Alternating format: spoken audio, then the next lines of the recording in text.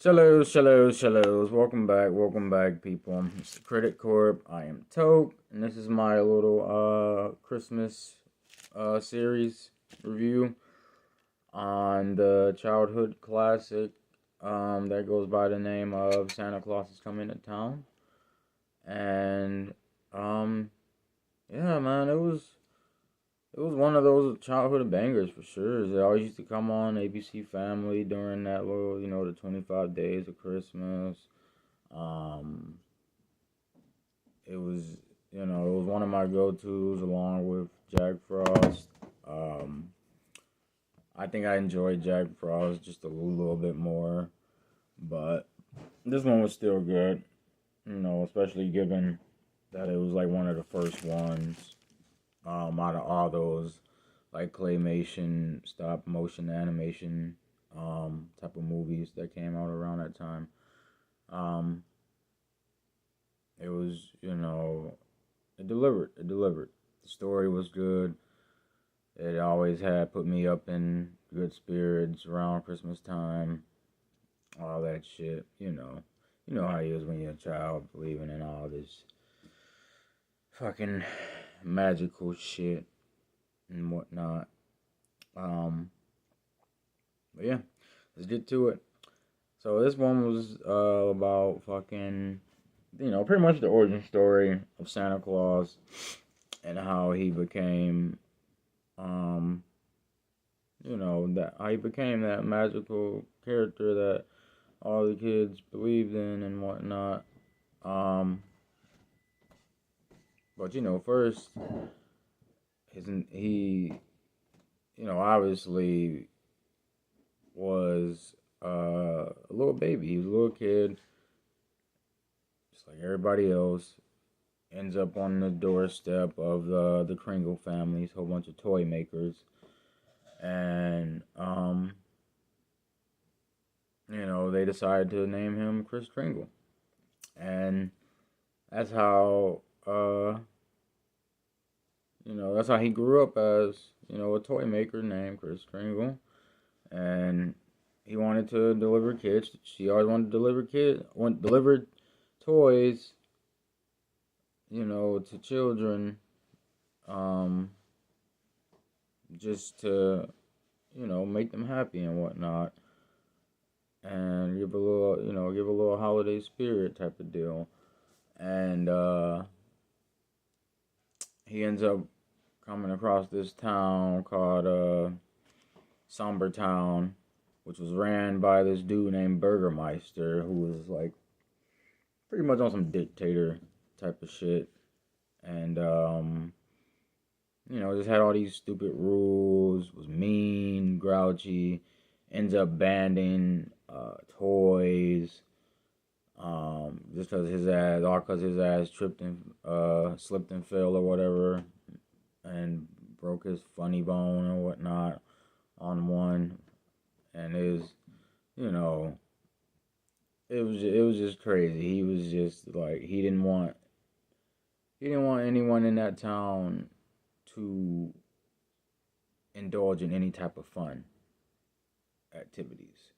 And you could tell by the way the town was. It was all dark and gray, just nasty looking, just sad, depressing.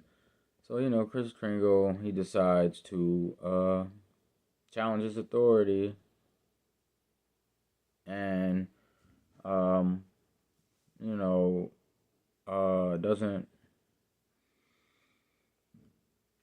doesn't want to obey his rules and starts bringing toys day by day to the children, to the people of the town, and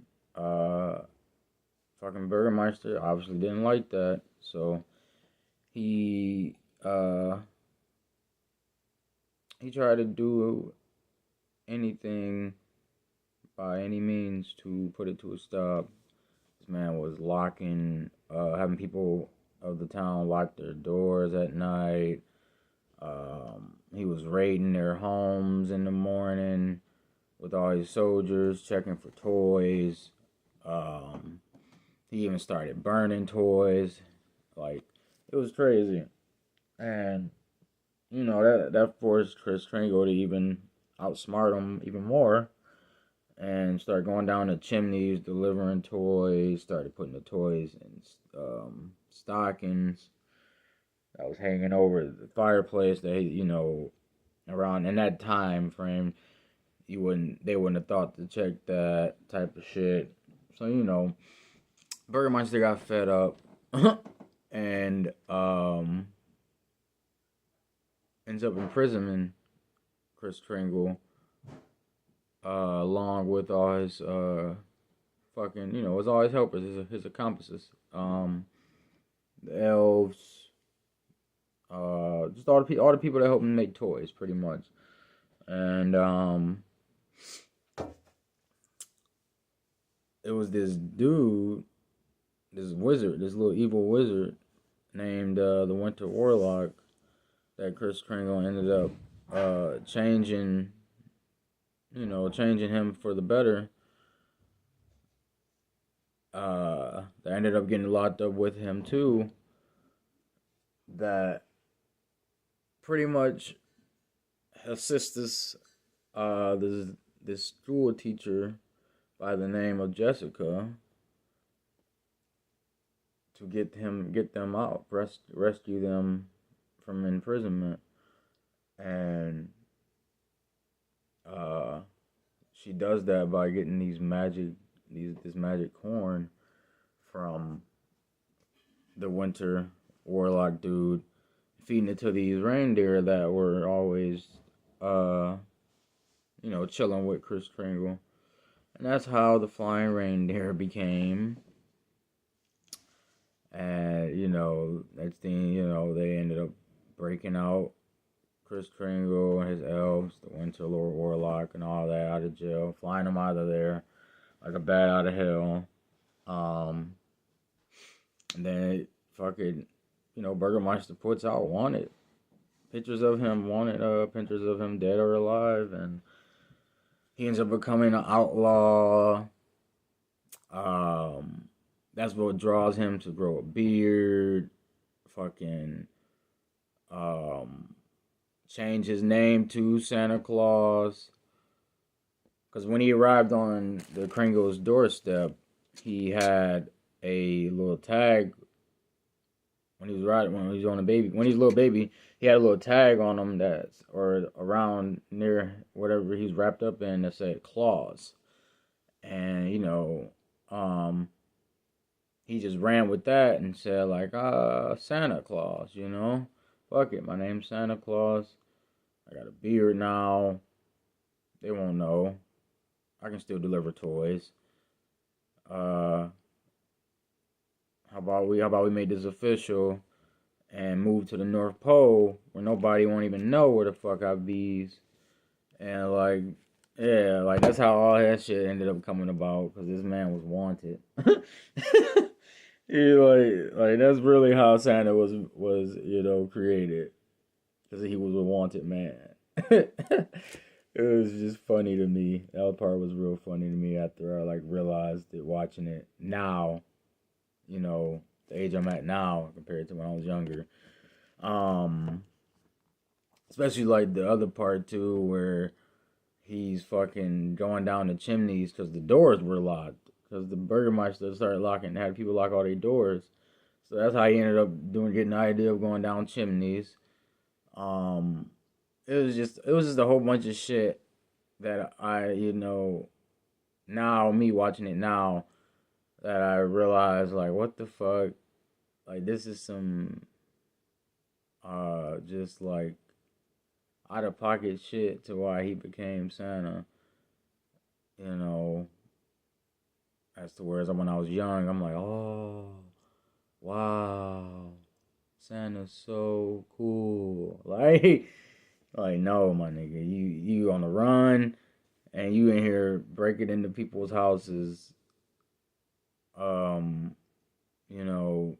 just uninvited and leaving shit, and probably eating on they damn cookies and whatnot. The cookies part they ain't really disclosed, but it was just what the hell, Santa, Chris Kringle, Like, it was just some shit. But yeah, man, but obviously, the Jessica girl, the school teacher, ends up running off with him, fell in love, and becoming Mrs. Claus. They decide, in their older years that this shit's becoming a bit much for them on the toy delivering aspect, and they need to shorten this shit down to once a year instead of all year round. These kids was getting out of hand with all these little letters and lists of stuff that they wanted, and that's when he decides, all right, we'll do it close to the end of the year, around this time, around Christmas time. Let's do Christmas Eve, giving us the holiest night of the year, and let's do one round trip and call it a fucking, call it that. And yeah, man, that was pretty smart on his behalf. Instead of fucking working like a dog all year round, working his elves, and reindeer and all this shit. He was he was starting to become on some dictator shit with that. If that was going to be the case, but Chris Kringle's a nice dude. He's a nice bud, so he made it work out, for all the people and him, But yeah, man, that was pretty much it. Like I said, this was it wasn't like nothing spectacular. The movie was only an hour, a solid hour, maybe I think 55 minutes or whatnot. Good story all around. Deliverance, all there. Like, what more could you ask for out of a children's movie like this? Children holiday movie like this, especially like I said, given back in that time in the 1970s. So, that's about it, guys. Fucking leave some comments. Let me hear let me hear what you have to say about this. Let me about this little classical banger called Santa Claus is Coming to Town. Like and subscribe. As always, support the motherfucking corp. And I'll be back later with some more vids, so stay tuned for that. By the way, sorry I didn't do Spy Family. I was highly upset about that episode. That was a big smack to the face as a season finale. I feel like they should have proceeded to tie in a little bit more on the aspect of their movie, Code White, but I'm not about to get into that right now. That's for another time. But yeah, there you have it. Toodles.